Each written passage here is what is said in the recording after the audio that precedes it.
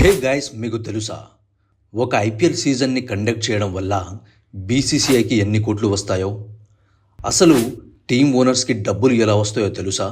ఆక్షన్లో కొన్ని కోట్లు పెట్టి కొన్న ప్లేయర్స్కి డబ్బులు మొత్తం ఇస్తారా లేదా? యాడ్ స్పాన్సర్ చేయడం వల్ల వాళ్లకు వచ్చే లాభం ఏంటి? ఒక ఇయర్లో ఐపీఎల్ జరగకపోతే బీసీసీఐకి వచ్చే నష్టం ఎంతో తెలుసా? ఈ క్వశ్చన్స్ అన్నిటికీ ఆన్సర్స్ తెలుసుకునే ముందు గాయస్ ప్లీజ్ మన ఛానల్ని సబ్స్క్రైబ్ చేసుకోండి. ఈ వీడియోని లైక్ చేసి షేర్ చేయండి. ఈ వీడియోని మీరు లైక్ చేసి షేర్ చేయడం వల్ల ఇంకొంతమందికి ఈ వీడియో రీచ్ అవుతుంది. సో ఇంకెందుకు late, let's get into the video. ఐపీఎల్ని 2008లో స్టార్ట్ చేశారు. అప్పటి నుండి ఇప్పటి వరకు ఒక సీజన్ కూడా ఆగిపోలేదు. కరోనా లాంటి క్లిష్ట పరిస్థితుల్లో కూడా ఐపీఎల్ని కండక్ట్ చేశారంటే జస్ట్ ఇమాజిన్ ఐపీఎల్ వల్ల బీసీసీఐకి ఎంత లాభం వస్తుందో. 8 టీమ్స్తో స్టార్ట్ అయిన ఈ ఐపీఎల్ జర్నీ ఇప్పుడు 10 టీమ్స్గా మారింది. సీజన్కి ఐపీఎల్ క్రేజ్ పెరుగుతుంది తప్పితే అస్సలు తగ్గడం లేదు. ఒక ఐపీఎల్ టీంలో 20 నుంచి 30 మంది ప్లేయర్స్ ఉంటారు. వాళ్లలో బౌలర్స్, బ్యాటర్స్, ఆల్రౌండర్స్, వీళ్లే కాకుండా head coach, batting coach, bowling coach, ఇలాగా టీంలో 60 మెంబర్స్ ఉంటారు. వాళ్ళకి flight tickets, hotel rooms, food, ఇలా అన్నింటికీ కోట్లు ఖర్చు అవుతాయి. అసలు ఐపీఎల్ ఆప్షన్లో ఒక్కో ప్లేయర్ని కోట్లు పెట్టి తీసుకుంటారు. అదే కాకుండా ఇవన్నీ ఎక్స్ట్రా ఛార్జెస్. ఇలాగా ఒక టీం మేనేజ్మెంట్కి దాదాపుగా 200 కోట్లు ఖర్చు అవుతుంది. అసలు టీం మేనేజ్మెంట్ ఇంత ఖర్చును ఎలా భరిస్తుంది? అసలు ఐపీఎల్లో ఒక టీం ఫైనల్స్కి వెళ్ళి కప్పు కొడితే 20 కోట్ల ప్రైజ్ మనీ మాత్రమే వస్తుంది. రన్నర్అప్కి 13 కోట్లు వస్తాయి. క్వాలిఫైర్ 1 అండ్ క్వాలిఫైర్ 2 టీమ్స్కి 6 నుంచి 7 కోట్లు ఉంటుంది. కానీ ఆక్షన్లో ఒక ప్లేయర్ని 25 నుంచి 27 కోట్లు పెట్టి కొంటున్నారు. సో 200 కోట్లు ఎక్కడ, 20 కోట్లు ఎక్కడ? 200 కోట్లు ఇన్వెస్ట్ చేసే టీమ్ మేనేజ్మెంట్కి మనీ ఎలా రిటర్న్ అవుతుందో తెలుసా? యాక్చువల్గా టీమ్ ఓనర్స్ అందరూ big shots. For example Sunrisers Hyderabad team owner అయిన కావ్య మారన్కి కోట్లు టర్న్ ఓవర్ చేసే బిజినెస్, టీవీ ఛానల్స్ ఉన్నాయి. అలాగే ముంబై ఇండియన్స్ టీమ్ ఓనర్ అయిన నీతా అంబానీ గురించి మీకు తెలిసిందే. కేకేఆర్కి షారుఖ్ ఖాన్, పంజాబ్ కింగ్స్కి ప్రీతి జంటా, ఇలా టీమ్ ఓనర్స్ అందరూ ఫేమస్ బిజినెస్ మ్యాగ్నెట్స్. అసలు మీరు ఎప్పుడైనా గమనించారా? బ్యాట్స్, వికెట్స్, వాటర్ బాటిల్స్ నుండి బౌండరీ లైన్ వరకు ఇలా ప్రతి దాని మీద ఏదో ఒక యాడ్కి సంబంధించిన బ్రాండ్ ఉంటుంది. ఇవే కాకుండా డ్రీమ్11, సిఎట్ స్ట్రాటజిక్ టైమ్అవుట్లు, ఓవర్కి మధ్యలో వచ్చే టీవీ యాడ్స్, ఇలా అన్నీ కూడా కొన్ని కోట్ల రూపాయలు బీసీసీఐకి అప్పజెప్పాల్సిందే. ఫర్ ఎగ్జాంపుల్ డ్రీమ్11, సిఎట్ లాంటి టాప్ యాడ్స్ వాళ్ళ యాడ్ని స్పాన్సర్ చేసుకోవాలంటే సీజన్ మొత్తానికి కలిపి 25 నుంచి 30 కోట్లు బీసీసీఐకి ఇస్తారు. అదే కాకుండా ప్లేయర్స్ వేసుకునే జెర్సీ మీద ఉండే యాడ్స్కి ఒక రేట్ ఉంటుంది. జెర్సీ మీద ఫ్రంట్లో పెద్దగా బ్రాండ్ నేమ్ కావాలంటే 3 కోట్లు, మిగతా యాడ్స్కి 1 నుంచి 2 కోట్లు. ఇలా డబ్బంతా బీసీసీఐకి 50% వెళితే టీమ్ మేనేజ్మెంట్కి 50% వెళుతుంది. ఇదే కాకుండా మ్యాచ్కి టికెట్ సేల్స్ చేస్తారు. వాటిలో 80% టీమ్ మేనేజ్మెంట్కి, 20% ఆ స్టేట్ క్రికెట్ బోర్డుకి వెళుతుంది. అంటే ఫర్ సపోజ్ హైదరాబాద్ టీం ఉందనుకోండి, సో సన్ రైజర్స్ హైదరాబాద్కి 80% వెళితే హైదరాబాద్ క్రికెట్ అసోసియేషన్కి 20% వెళుతుంది. ఇలాగా ప్రతి మ్యాచ్కి 5 నుంచి 6 కోట్లు వస్తాయి. ప్రతి సీజన్ ఒక ఐపీఎల్ టీం 14 మ్యాచెస్ ఆడుతుంది. దాంట్లో 7 మ్యాచ్లు హోమ్ గ్రౌండ్లోనే జరుగుతాయి.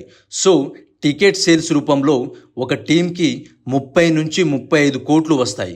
ఇదే కాకుండా ఐపీఎల్లో బాగా క్రేజ్ ఉన్న teams CSK, RCB, Mumbai Indians, వీళ్ళకి ఇంకా ఎక్కువ రెవెన్యూ జనరేట్ అయ్యే ఛాన్సెస్ చాలా ఎక్కువగా ఉంటాయి. ఎందుకంటే ఎక్కడికి వెళ్ళినా వాళ్ళ ఫ్యాన్ బేస్ చాలా ఎక్కువగా ఉంటుంది.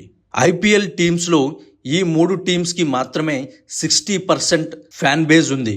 మిగతా టీమ్స్ అన్నిటినీ కలిపి 40% మాత్రమే ఫ్యాన్ బేస్ ఉంది. సో జస్ట్ ఇమాజిన్ ఈ 3 టీమ్స్కి ఎంత రెవెన్యూ జనరేట్ అవుతుందో. అండ్ ఇదే కాకుండా broadcasting channel, online live channel అంటే స్టార్ స్పోర్ట్స్, జియో హాట్స్టార్ లాంటివి, ఇవి కొన్ని వేల కోట్లు పెట్టి ఐపీఎల్ స్ట్రీమింగ్ రైట్స్ని తీసుకుంటారు. వీళ్లకు కూడా మనీ సేమ్ ప్రాసెస్లో రిటర్న్ అవుతుంది, అంటే యాడ్స్ రూపంలో అన్నమాట. దీంట్లో మళ్ళీ 30% బీసీసీఐకి వెళ్తే 70% మాత్రం బ్రాడ్కాస్టింగ్ ఛానల్స్ వాళ్ళు తీసుకుంటారు. ఇవి మాత్రమే కాకుండా ప్రతి మ్యాచ్కి player of the match, best bowling అని, మోస్ట్ బౌండరీస్ అని ప్రైజ్ మనీస్ ఇస్తూ ఉంటారు. అవి దాదాపుగా 1 lakh నుంచి 2 lakhs ఇస్తూ ఉంటారు. అప్పుడు మీరు చూడొచ్చు, డైరెక్ట్గా యాడ్ ప్రమోట్ చేస్తూ ప్రైజ్ మనీ ఇస్తారు. ఇక్కడ మీకు డౌట్ రావచ్చు, అసలు ఒక ప్లేయర్ని 20 కోట్లు పెట్టి తీసుకుంటే మొత్తం డబ్బులు ఇస్తారా లేదా అంటే ఎస్ ఇస్తారు. కాంట్రాక్ట్ బేస్డ్ ప్రాసెస్లో ఇస్తారు. అంటే ముందుగా మనం మాట్లాడుకున్నట్టుగా వాళ్ళకి లగ్జరీస్ అన్నీ కూడా ఫ్రీగానే ఉంటాయి. అసలు ఇదంతా కాదు, ఒక ఐపీఎల్ సీజన్ కండక్ట్ చేయడం వల్ల బీసీసీఐకి ఎన్ని కోట్లు వస్తాయో తెలుసా? ఒక్క 2024లోనే ఐపీఎల్ ద్వారా బీసీసీఐకి వచ్చిన అమౌంట్ అక్షరాల 12,000 కోట్లు. ఇలాగా ఈ రెవెన్యూ రేట్ పెరుగుతుంది తప్పితే అస్సలు తగ్గడం లేదు. అండ్ ఒక టీంకి వచ్చే ప్రాఫిట్ 100 నుంచి 150 కోట్లు. ఇదంతా జస్ట్ 2 monthsలోనే జరిగే బిజినెస్. ఈ 18 years ఐపీఎల్ కెరీర్లో ఎంతోమంది ప్లేయర్స్ జీవితాలు మారాయి. అసలు ఐపీఎల్లో వచ్చే ప్రైజ్ మనీని ఏం చేస్తారో తెలుసా? 60% మేనేజ్మెంట్ తీసుకుని 40% ప్లేయర్స్ అండ్ టీమ్స్కి పనిచేస్తారు. ఈ రెవెన్యూకి తగ్గట్టుగానే బీసీసీఐకి సేమ్ రేంజ్లోనే ఖర్చు కూడా ఉంటుంది. ఎందుకంటే ఒక ఐపీఎల్ని మేనేజ్ చేయడం అంటే అది మామూలు విషయం కాదు. సో వరల్డ్లోనే రిచెస్ట్ క్రికెట్ బోర్డు అయిన బీసీసీఐకి ఇవన్నీ చాలా టార్గెట్స్ అని చెప్పుకోవాలి. బీసీసీఐ కూడా వీటన్నిటిని మేనేజ్ చేయడంలో చాలా కష్టపడుతుంది. సో ఇలాగా year by year IPL brand value అనేది పెరుగుతూనే ఉంది.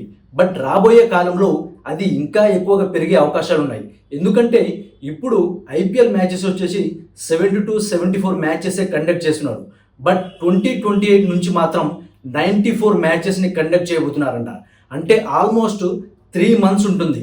సో ఈ విధంగా బీసీసీఐ తన బ్రాండ్ వాల్యూని పెంచుకుంటూ వెళ్ళిపోతుంది. బట్ వరల్డ్లో ఎక్కడ లేని విధంగా మన దేశంలోనే క్రికెట్ అంటే పడి చచ్చిపోతారు. సో దానివల్లనే మన ఇండియాలో ఐపీఎల్కి ఇంత క్రేజ్. ఐపీఎల్ స్టార్ట్ అయ్యి 18 years అయినా కానీ ఇంకా ట్రోఫీని గెలవలేని టీంలు చాలా ఉన్నాయి. For example RCB, Delhi, Punjab. So ఇలాంటి టీమ్స్ ఇప్పటి వరకు ఒక్క ట్రోఫీని కూడా గెలవలేకపోయింది. బట్ ఫర్దర్లీ ఫ్యూచర్లో గెలుస్తాయో లేదో కూడా తెలియదు.